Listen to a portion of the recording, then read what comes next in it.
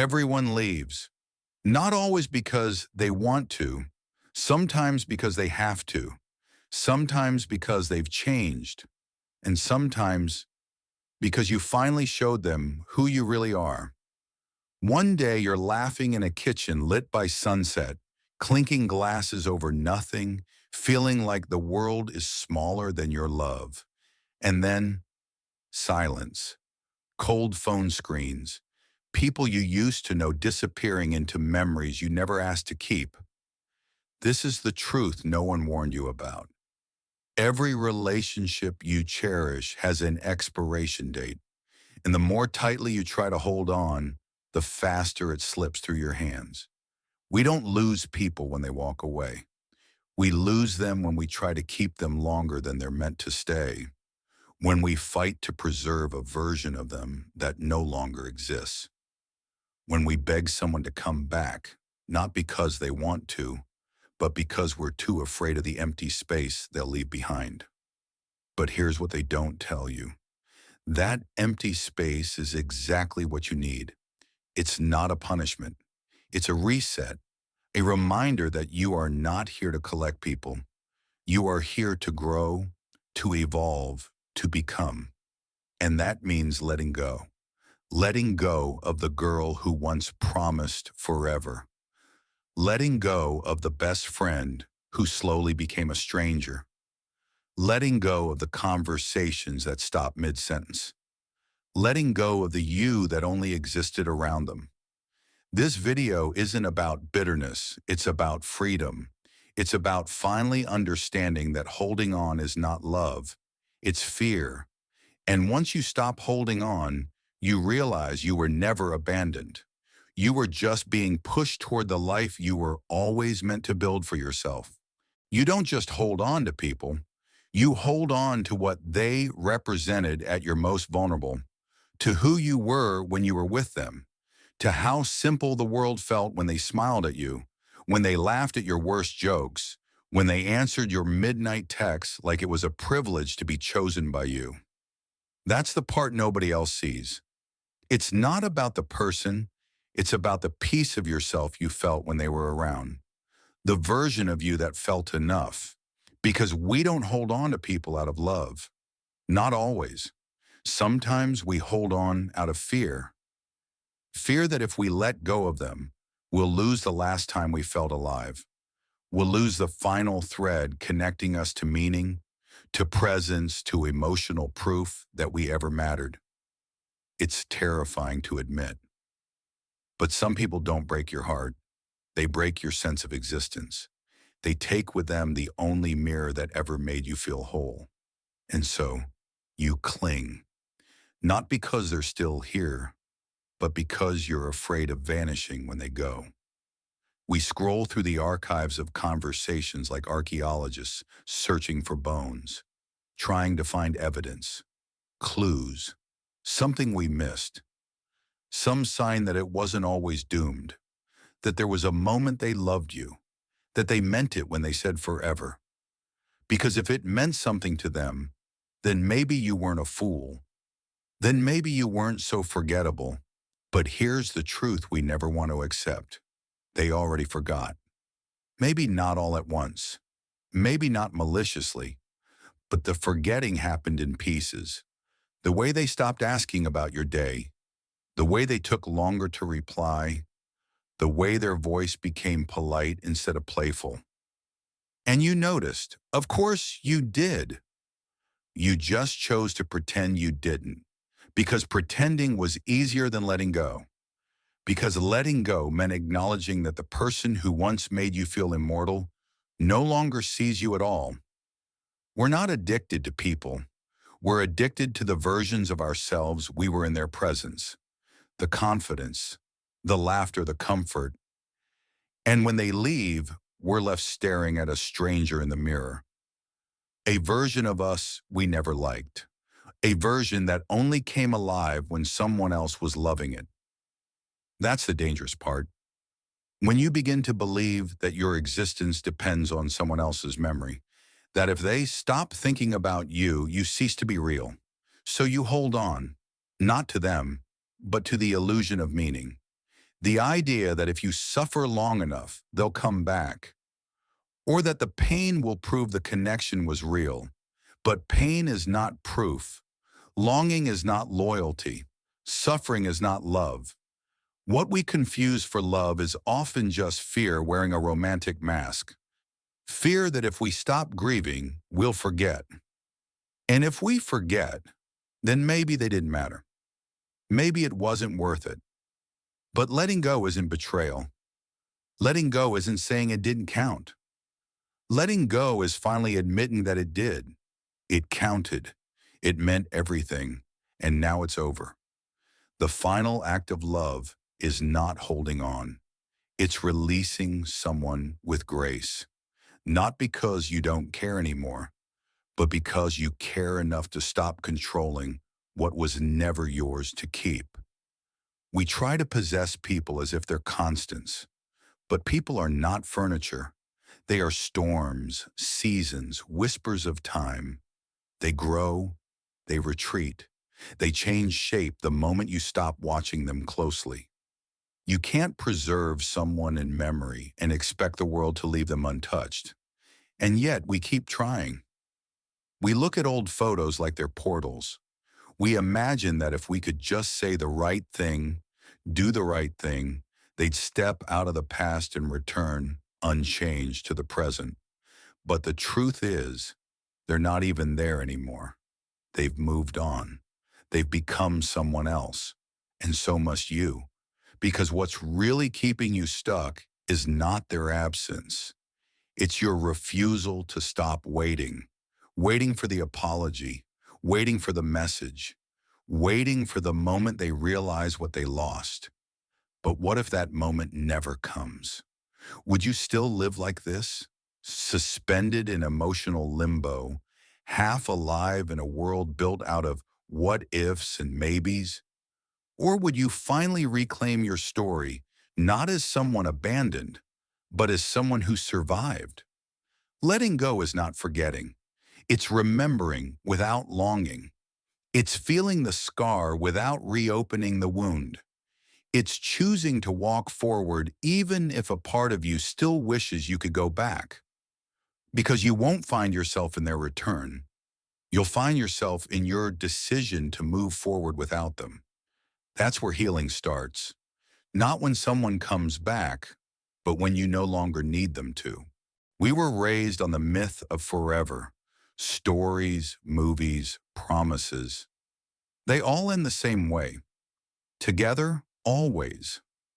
We were taught that love is only real if it never ends. That a friendship only mattered if it lasted a lifetime. That people leaving means the connection was fake, broken, disposable. And so we build our relationships like museums, trying to preserve every moment in glass, afraid that if anything changed, it meant we failed. But here's the quiet truth that no one tells you until it's too late. Nothing real survives when you try to force it to last forever. Because love isn't about permanence, it's about presence. And you can't be present when you're obsessed with making things permanent. You stop seeing the person in front of you and start seeing a symbol, a future you're trying to protect. You grip them tightly, not because you love them as they are, but because you're terrified of the day they might leave. You begin to confuse love with possession, care with control, closeness with surveillance, and eventually the person you love becomes a prisoner of your expectations. That's how forever breaks people. It traps them. It suffocates them with pressure. It turns relationships into emotional contracts where leaving becomes betrayal and staying becomes obligation. But love is not a promise to stay. Love is a willingness to be fully with someone in this moment without needing to control what the next one looks like. Because real love has nothing to prove. It doesn't need the reassurance of a future. It only needs the courage to be fully here. And yet we spend our lives chasing the idea of a forever person. The one who will never change, never leave, never hurt us. But that person doesn't exist Because people are not fixed. They evolve, they outgrow chapters, they shift based on what life throws at them. And sometimes that means they no longer fit the story you wanted to write. But that doesn't mean the love was fake. It means it was real enough to let go. The strongest love isn't the one that holds on the longest. It's the one that releases with kindness. The one that says, even if you must go, I'm grateful you were ever here. But that kind of strength, it's rare, because letting go requires something that most people never develop: emotional self-trust, the belief that you can survive without them, the belief that you are whole on your own, the belief that your story is still worth writing, even if they don't show up in the next chapter. Most people don't let go because they don't trust life to give them something beautiful again. They think this was their one shot, their only real love, their only deep friendship, and if it ends, so does the magic. So instead of facing that fear, they hold on. Even when the relationship is decaying, even when every conversation feels forced, even when love has turned to nostalgia and presence has been replaced by memory, they hold on out of fear, not because it's working, but because they don't know who they'll be without it. But here's the shift. It's not the end of something beautiful. It's the end of something that already ended. You're just now catching up to it emotionally. The truth is, nothing lasts forever. And that's not a tragedy. That's what makes love real. If you knew every relationship would end, how would you show up differently? Would you stop wasting time being half there? Would you say the things you've been holding back? Would you love people as they are, instead of trying to make them what you need? The tragedy is not that people leave. The tragedy is that we were never fully present while they were still here. We were too busy managing the future, too afraid of loss to enjoy what we had. Forever is not something you can chase. It's something you feel when you're completely in the moment. That sunset drive you took with them while laughing about nothing, that was forever. That night you held each other in silence, no words needed, that was forever. That hug that made you feel like time stopped, that was forever. And it's gone, and that's okay, because it was never meant to be captured, only remembered. Real love doesn't die because it ends. It dies when you try to preserve it in a way that stops it from breathing. It dies when you expect people to stay the same, when you punish them for growing, when you shame them for needing space. So here's the most painful, liberating truth of all. You can love someone deeply, and they can still leave, and you can still be okay. You can miss them terribly, and still grow without them. You can look back and smile with tears in your eyes, not because you wish it were different, but because you're grateful it ever happened. That's maturity. That's peace. And that's what happens when you stop chasing forever and start learning how to simply be with what is real right now. You tell yourself you just need answers. If I could just understand why they left, if I could just hear them say it wasn't my fault, if they could just explain what changed, I'd be able to move on. But you won't, because the closure you're looking for, it's not real. It's not a clean conversation. It's not a paragraph that ties the story together. It's not a final moment where everything makes sense. Closure is not something you're given. It's something you create. And it begins the moment you stop trying to understand the ending and start choosing to live beyond it. But that's not what we want. We want clarity. We want justice. We want our pain to make sense, because we believe that if we just had the right explanation, it would hurt less. But no answer can undo the silence. No explanation can soften a sudden goodbye. No carefully chosen words can erase the nights you spent staring at the ceiling, wondering if you were ever enough. Some people leave without telling you why. Others give you reasons that sound like apologies, but feel like betrayals. I just need time. You deserve someone better. I'm not in the right place right now. And you hold on to those words like scripture, trying to decode every syllable, hoping to find hidden meaning that might change the outcome. But here's the brutal truth. If someone wanted to stay, they would. If someone loved you in the way you needed, you wouldn't be here trying to translate their silence. People don't always leave because you're unlovable. Sometimes they leave because they're broken. Sometimes they leave because you remind them of who they don't want to be. Sometimes they leave because staying would force them to be honest with themselves, and they're not ready for that. But regardless of the reason, they still left. And the longer you wait for them to explain it, the longer you delay the life that's waiting for you on the other side.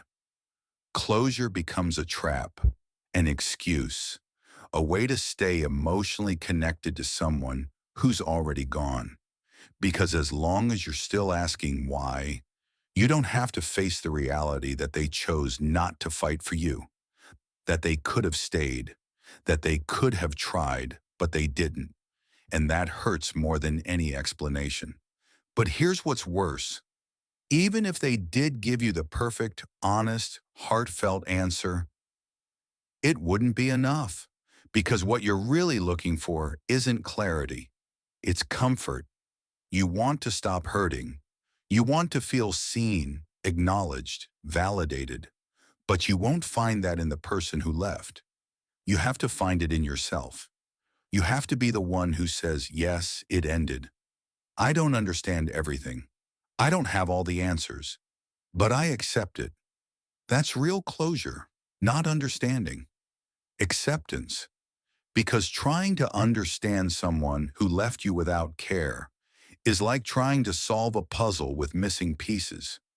You'll keep rearranging the fragments of the past, keep obsessing over what you could have said differently, what moment broke the spell, what part of yourself was too much or not enough. But the more you try to fix the past, the more it keeps breaking you in the present. Closure doesn't come from them.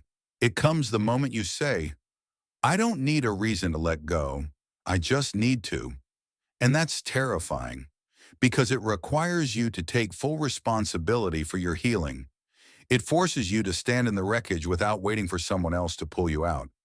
But once you do, you stop being the abandoned. You stop being the victim of an unresolved ending. You become the author again. You realize that life doesn't pause because someone left. Your story doesn't become meaningless because a chapter ended. In fact, the very pain that made you feel like you were falling apart can become the reason you rise. But only if you stop asking them to finish the story for you. They won't. They've already moved on. They've rewritten their version. You're just a footnote now.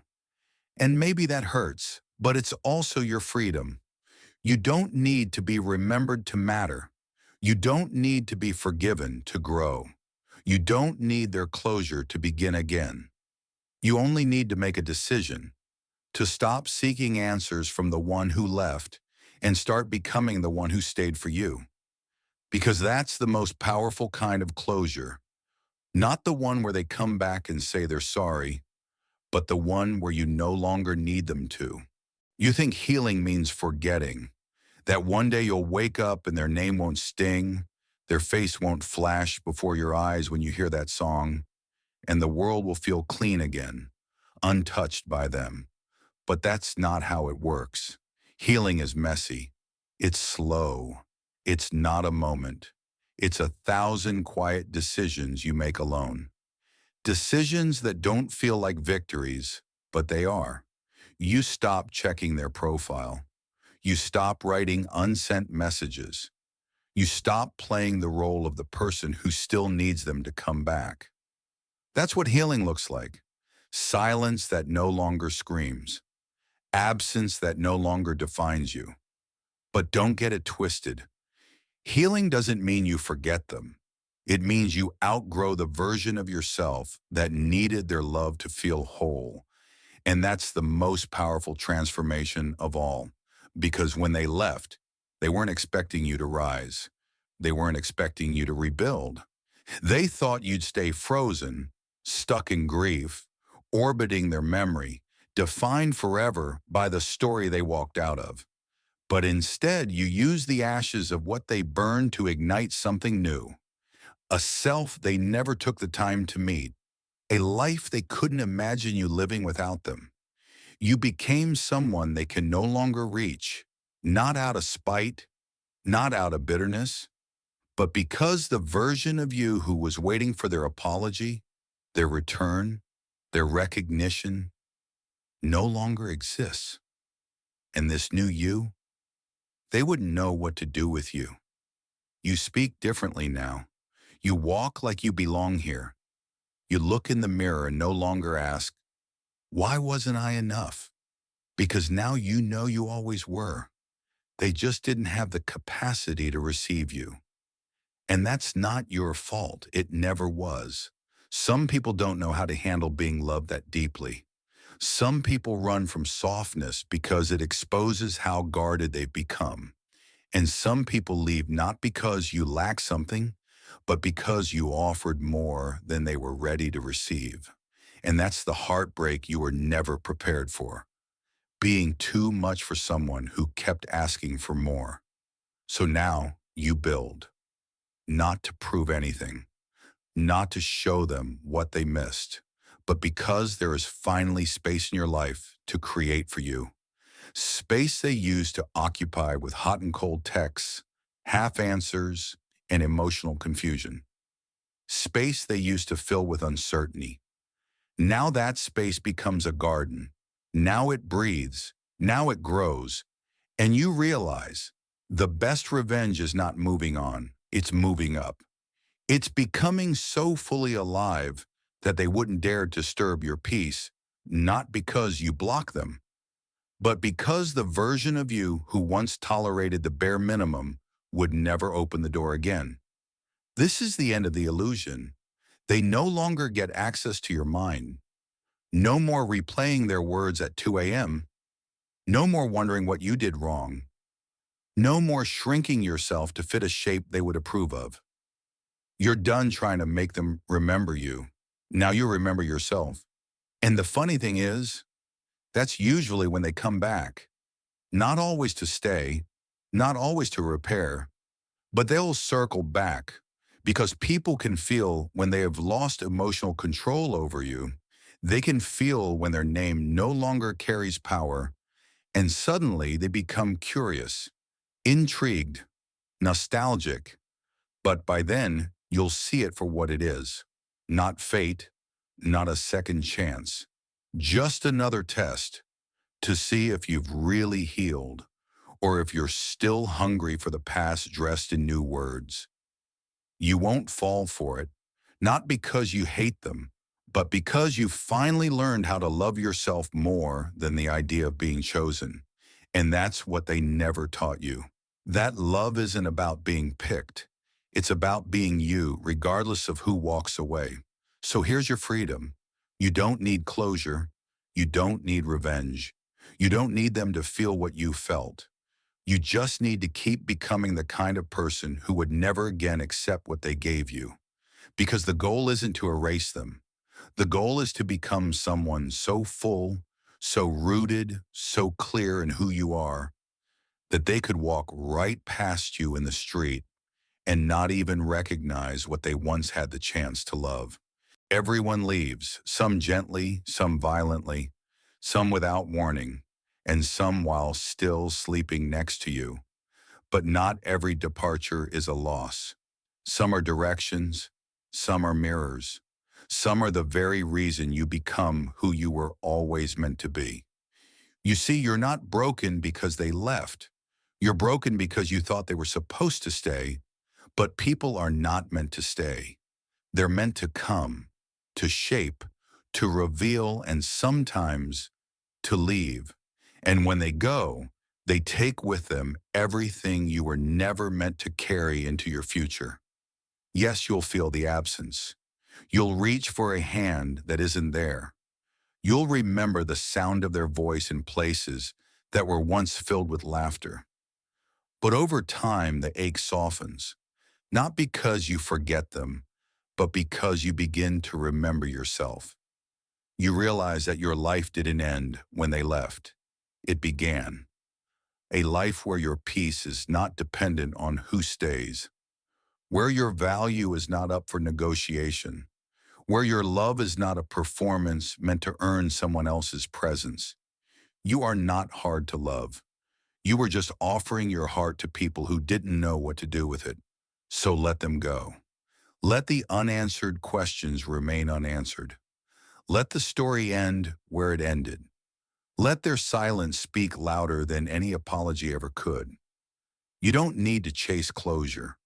You don't need to win them back. You only need to live forward. And one day, without realizing it, you'll walk past the places that used to break you. You'll smile at a memory that once destroyed you. You'll look in the mirror and see someone who is no longer waiting to be saved. Because you did the one thing they never expected. You moved on. And in doing so, you became someone they'll never be able to reach again.